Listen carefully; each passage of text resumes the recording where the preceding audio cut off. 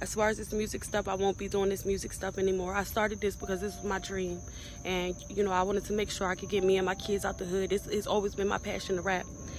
A while ago, I had signed a contract and I didn't know nothing about the business or this game out here. And just right now, I'm realizing that I signed my soul. I sold my soul to the devil. I signed myself to the devil. I don't even own myself no more. I sold my soul to the motherfucking devil, and I done prayed. I prayed and I prayed and I prayed. You know, it's just like, I don't know if God can get me out of this, you know. And so I'm working with a producer who's worked with everyone. I mean, to name a few, Destiny's Child and Michael Jackson were his biggest artists that he's worked with. So he knows his stuff. Yeah. And we're in a session one day and we take a break. And he's like, let's go for a walk. Now, this studio was in the basement of a hotel in Miami, and the hotel was under renovations. So we're walking around the suites, and we're away from everybody else. And he was a good guy, like nothing weird. But he's like, so let me tell you something. You know that if you sold your soul to the devil, you can have instant fame tomorrow? So now, this just became real because it came from his mouth. And he's not saying it like a joke. This is real. This is matter of fact. This is, hey, if you did this, both of our careers will be on a whole nother level. Because he was kind of blacklisted at this time. He was trying to get his career back up. So I saw this clip of you. This is, again, another side of you, where you were crying and you were saying you sold yourself to the devil. I never saw an explanation for that. How did you get out that contract? And wait till you hear the answer.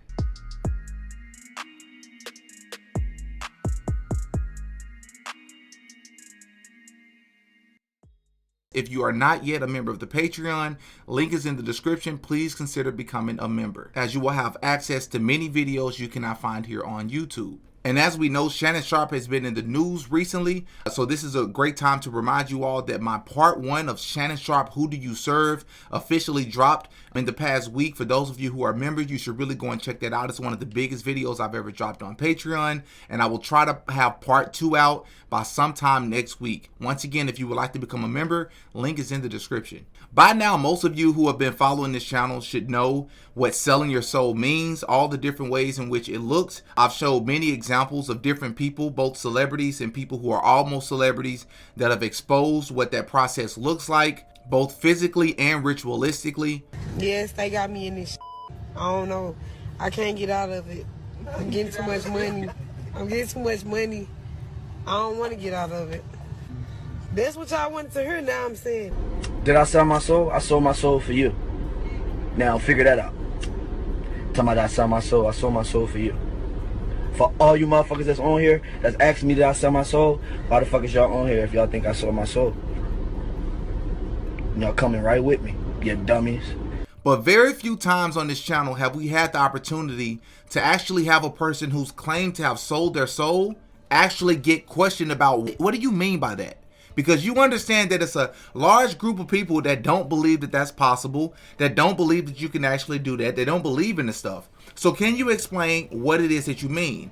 And I believe the 2 best examples that I've seen that I can think about on memory that have ever been questioned on the spot about what they mean by that and actually explained it is probably Kanye West and Sukihana. But let's start with Kanye. Kanye West has not only admitted on camera that he literally sacrificed his mom. He literally said that while naming other celebrities. They try to suppress you, but that's how they try to categorize They you. can't control me.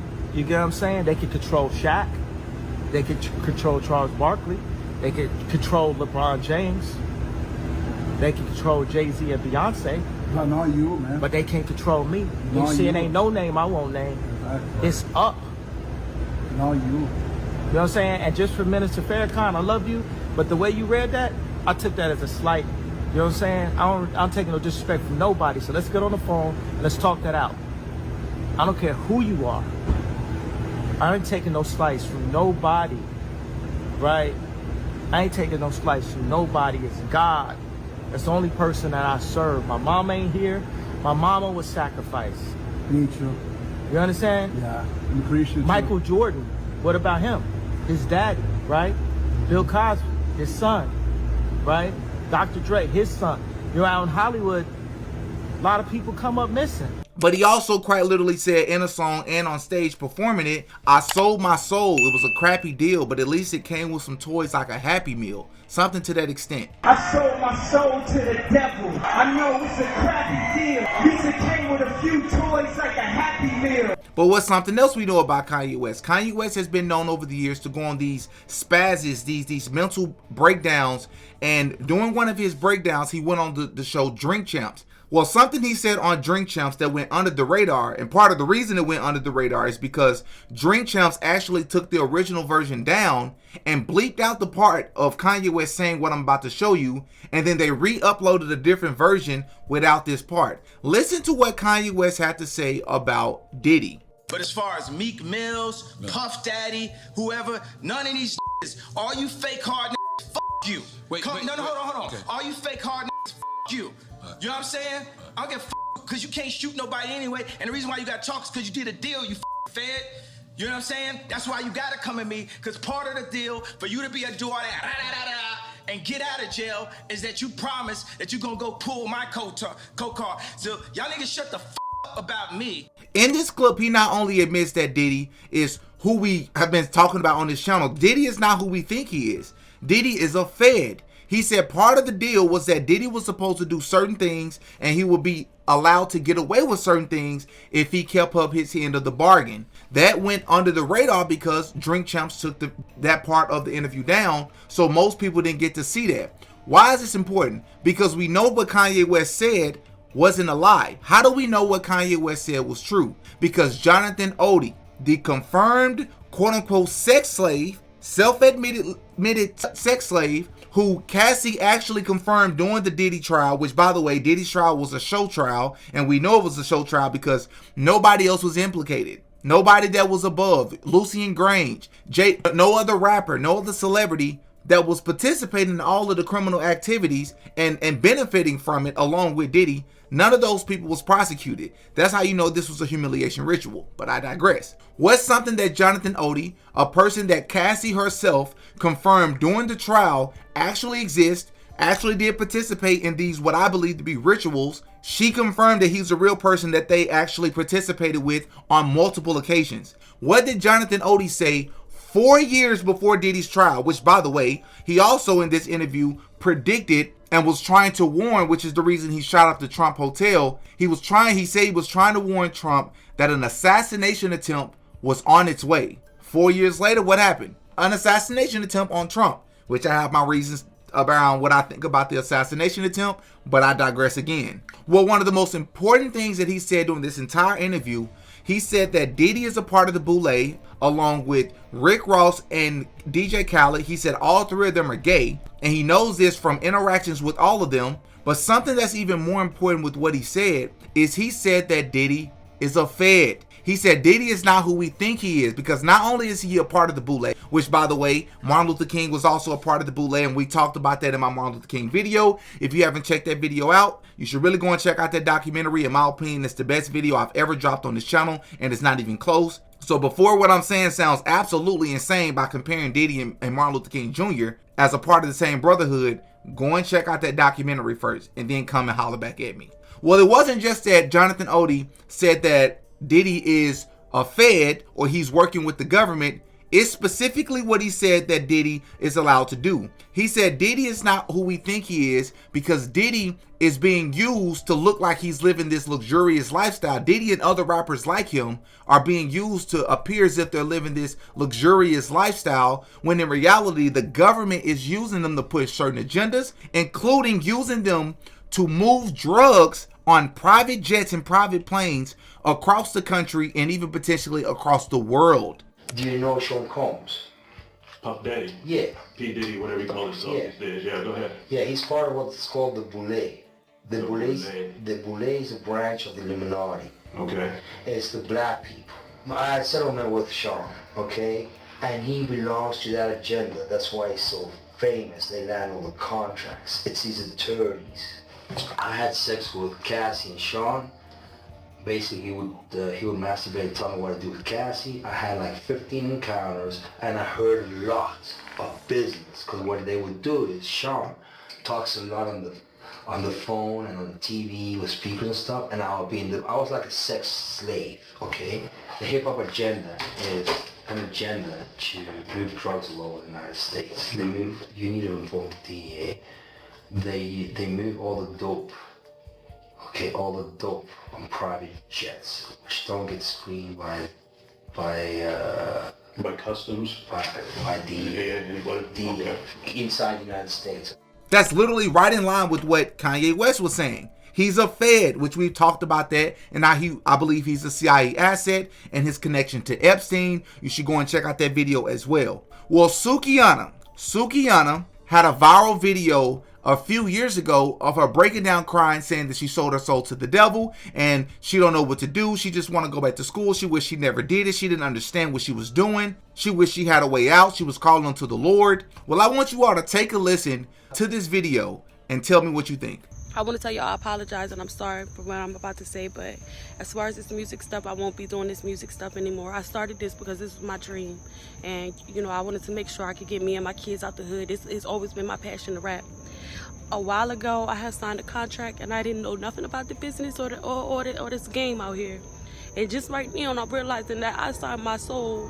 I sold my soul to the devil. I signed myself to the devil. I don't even own myself no more. I sold my soul to the motherfucking devil, and I done prayed. I prayed and I prayed and I prayed. You know, and it's just like, I don't know if God can get me out of this, you know, and it's just like to the point where I don't even know, like I just want to say I'm sorry to my fans. I know y'all love me, I know y'all believe in me, but I can't. I didn't know what I was doing back then, and I lost passion. I don't even believe that.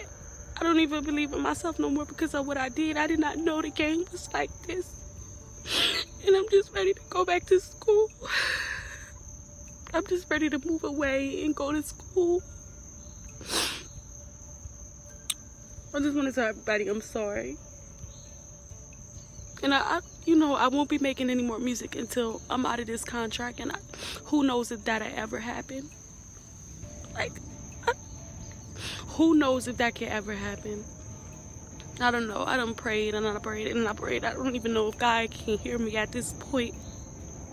But I just made the biggest mistake that I ever made, and I just hope, you know, if you're an artist, make sure you have an attorney to read over your contract, and don't let the person that you signed it to pick the attorney. Don't let them pay for the attorney either. She said a lot there. She said a whole lot. But before we go to the interview that I just found, I didn't even know that she was questioned about this, but we actually got to hear, what did you mean by you sold your soul to the devil? Can you give us on a granular level what that actually looks like? But before we do that, I want to show you all another interview first, because it's going to connect some dots. I need to show this to you first, of this woman by the name of Christina, who gave an interview talking in a way in which, like, very few times I've ever heard before, on a spiritual level, how she was offered the opportunity to sell her soul to the devil to gain riches and fame in the music industry. She claimed to have worked with one of the biggest producers in the music industry, who had ties to Destiny's Child, which is the group that Beyonce used to be a part of. He used to work with Michael Jackson. This is what she claimed. Please take a listen to what this woman said. I'll see you on the other side, so we can then talk about Sukihana. But I'm pursuing it, and you know, my mom would come to some studio sessions with me and be praying under her breath. I didn't know that at the time.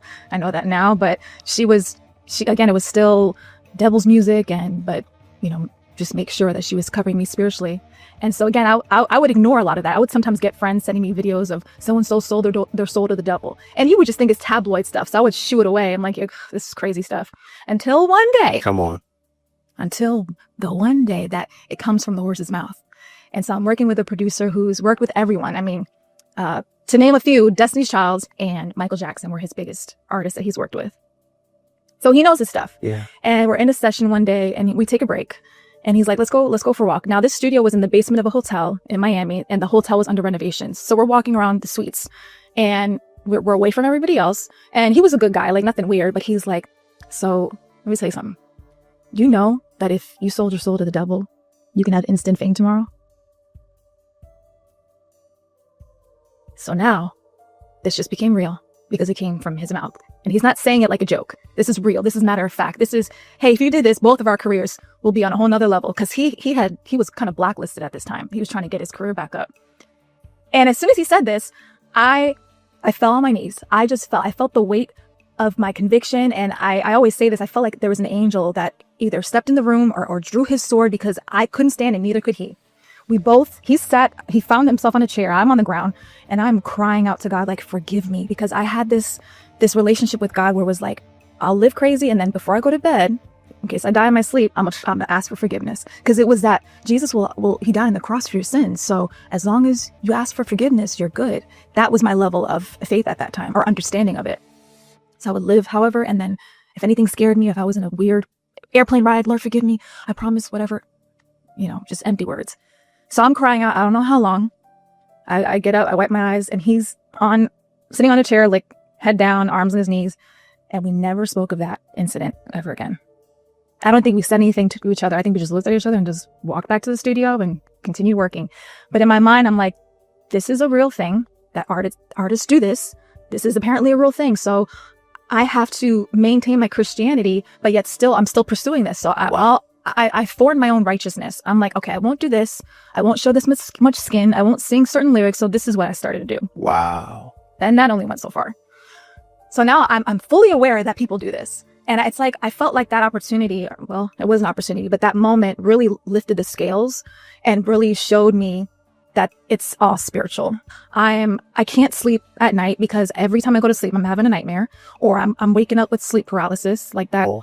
You're fully awake, but there's something on me. What is on me? And I just know that there's power in the name of Jesus, and I'm trying to, in the name of Jesus. But I remember one night I'm in New York, and I partied all the time, and I smoked all the time. So I know what my body can handle at this point. And we get back to the apartment at like 4 a.m, go to sleep. At least that was the plan. It was to lay down and go to sleep. But it was as if as soon as my head hit the pillow and my eyes closed, I was somewhere else. There was no drifting into sleep. It was just instantaneous. Here I am. Wow. Where am I? I'm in outer space. Oh my goodness. Now, I've always had prophetic dreams. Warning dreams, of a boyfriend cheating on me, or always had these, like when my dad had cancer, I had a dream and saw the cancer demon. Like, I've always had dreams. So I'm thinking, because again, God is good and he'll still forgive me. So I'm thinking, whoa, God, thank you for letting me experience this, because it was more real than this whole room, than us having this conversation. It was so real. It didn't feel fuzzy like naturally. It was 5D, 10D. I don't know. It was so crisp and clear, and I didn't feel the need to look at my body because I just knew I was physically there. In my mind, I was physically there. So I'm looking at the stars, and there's this like frequency emitting, boom, boom, boom. Like you could feel like everything was connected and bouncing off of each other. And I'm just like, this is amazing. Like I can feel the vibration that people talk about. I can feel this, and I'm looking around and I'm seeing the earth, and I'm like, whoa, that's the earth. But yet it looked just like a big body of water with the land. And I'm just like, that's interesting.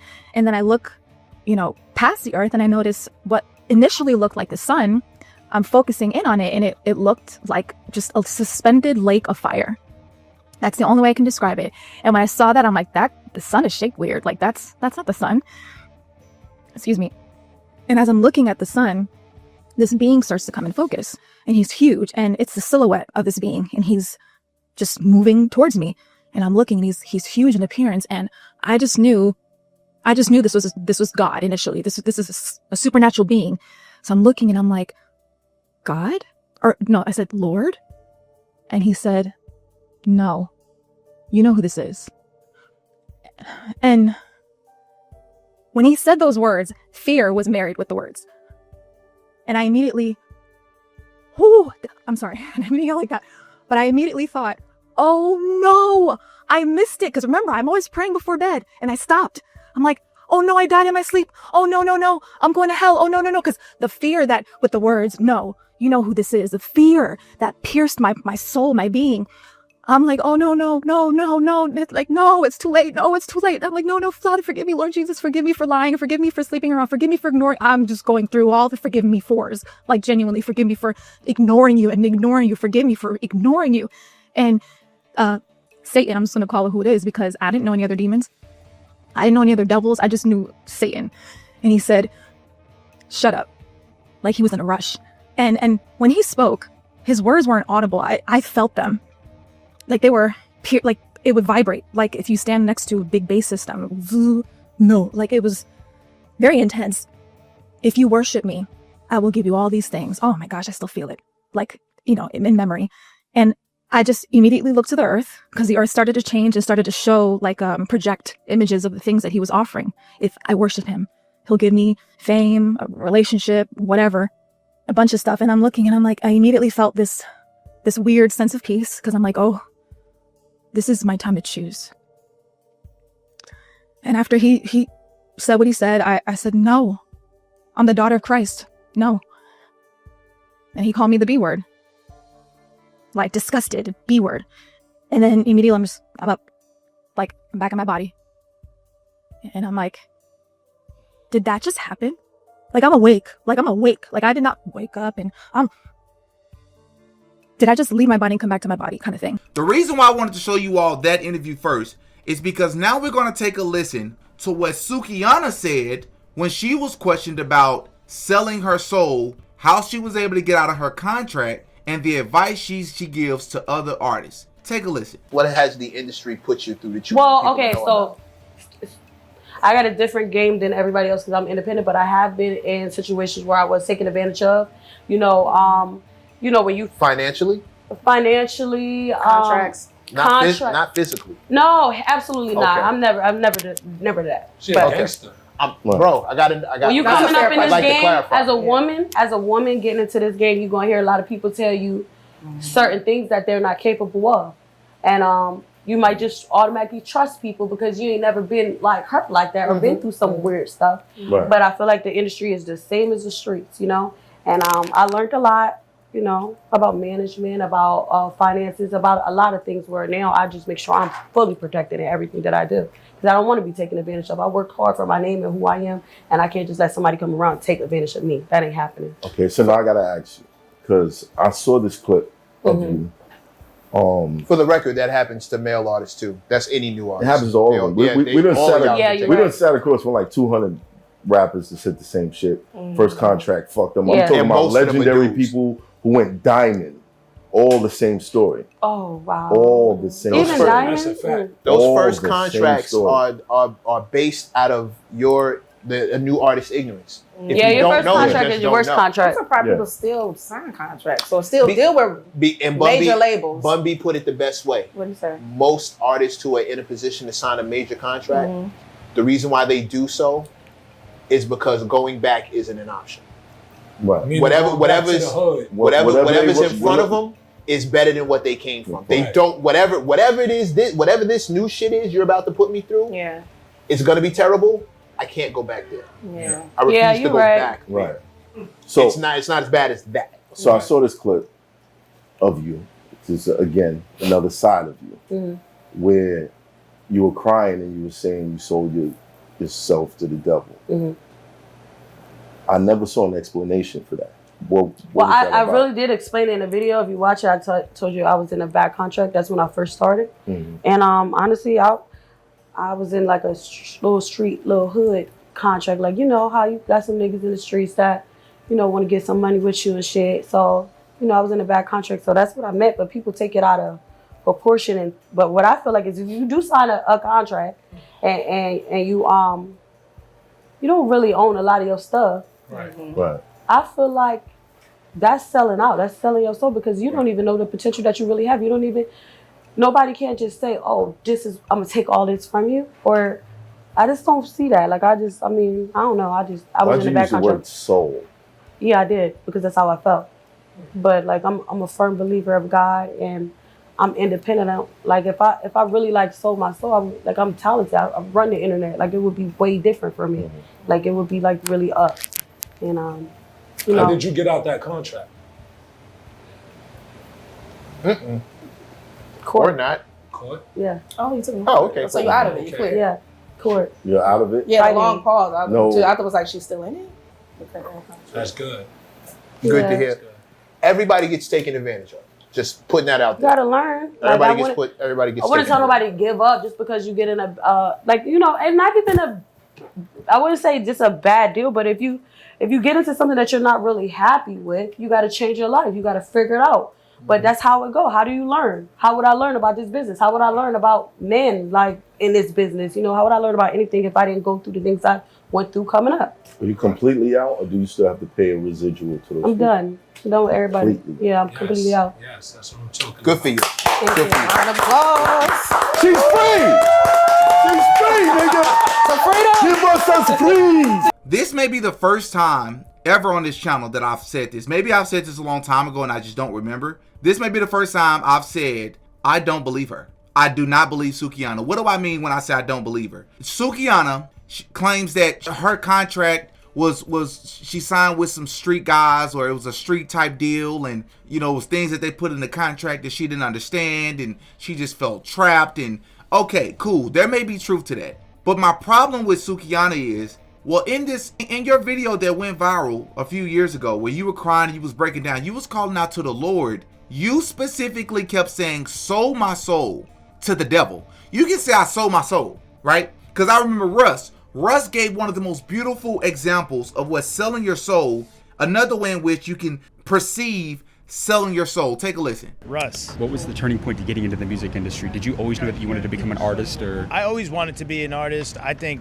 from a very early age, I don't know, I guess I was just fascinated with rap. I loved it. I loved the idea of making music, expressing myself, so. But I had brought up to you how most musicians do not end up making a lot of money. What is the blueprint to building wealth as a musician? How can somebody become wealthy off music? You gotta own the music. How is that possible? By not selling it away to somebody. So most artists, they sell their music away? Yeah, I mean, most artists, when they do a record deal, they give away the ownership to their master, and the master is the song. So when you sell that, you don't own it anymore. So for me, I own all my masters, and I have 500 something songs out. So I don't need one song to make me $1 million. I can have 500 songs making whatever the math is on that. Did you turn down a lot of money? Yeah, I've turned down a lot of money before. How much? Most money I've ever turned down is $50 million. So if somebody wanted to give you $50 million to own the rights to your music, yeah. Why did you take the money? Because I don't need the money. You don't need the money? No, and it's just like, it's a morality thing, I think. That to me is the definition of selling your soul. I'm not gonna judge you, I guess. Well, yeah. I don't want to judge you if you do it, but for me, it's like, man, if we can all agree that music is the extension of our soul, and it's the sound of our soul, well, then if you sell away the ownership of your music to somebody for money, isn't that selling your soul, like in its literal definition? If you give your soul into your music and then you sell the master to your music, that makes sense. Sukihana said, I sold my soul to the devil. And she kept repeating that, with purposefully not going into detail about what she meant by that. She wouldn't do that in the interview. I mean, in the video that she recorded. Why would you not do that? Right? It makes me, it leaves us to speculate, are you not allowed to talk about what's in the contract? And if so, why would you sign a contract that you're not allowed to talk about? Why would you sign a deal that you're not allowed to talk about? So that can't be it, right? So if that's not it, why would you not tell us what you meant by selling your soul to the devil? Why not tell us specifically what that meant? When I look at your music, when I look at the imagery, when I look at the way you portray yourself, including in this follow-up interview where you claim to have gotten out of that contract, you're still, nothing has changed. Nothing has changed. The message, the frequencies, the vibrations in your music is all the same. It's all negative. It's all seductive. It's all sexual. It's all promiscuous, right? And when they asked her, are you still in that contract, or were you able to get out? She took a pause. Did you notice? She paused when she was asked about this. Why? Why did she pause when she was asked about this? And then the way she looked, body language, facial expressions, and energy is everything. And we don't have to be there in person to feel your energy. Everything about that was very mischievous and very weird to me when they asked her that question. Because either she's lying and she's not out of the contract, or she's actually out of the contract, but the way in which she got out, she's not being honest about. That's what I believe. Because tell us, because a lot of times you have to buy yourself out of the contract, and a lot of these artists can't afford to do that. So how else were you able to get out of that contract? Is it something illegal? Is it something even more immoral than what you had to do to even join the industry to begin with? That's what I'm curious about. Because the difference between Sukihana and Christina is Christina broke it down to us. She told us about the producer. She told us what he said to her. She said she broke down to her knees. She talked about it at later times. She had a dream. It felt so real. She said what the devil literally said to us.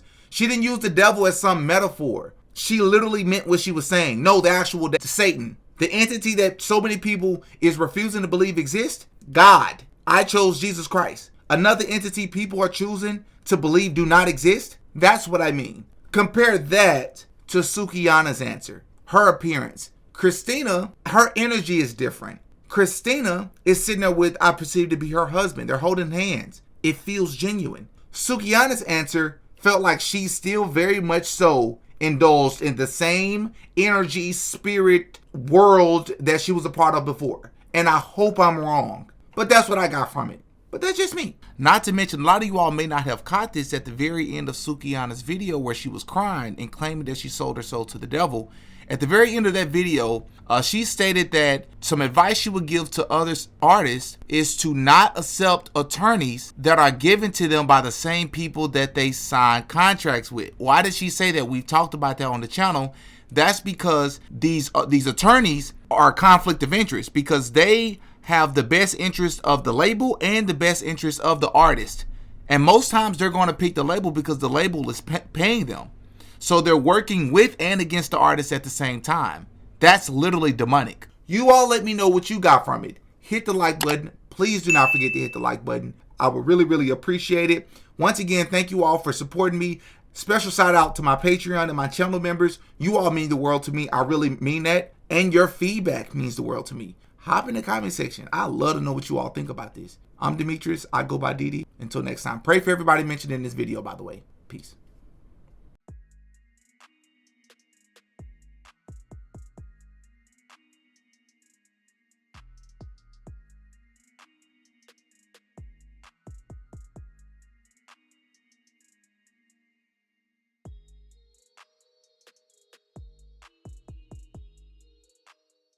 Oh yeah, Diddy got a podcast.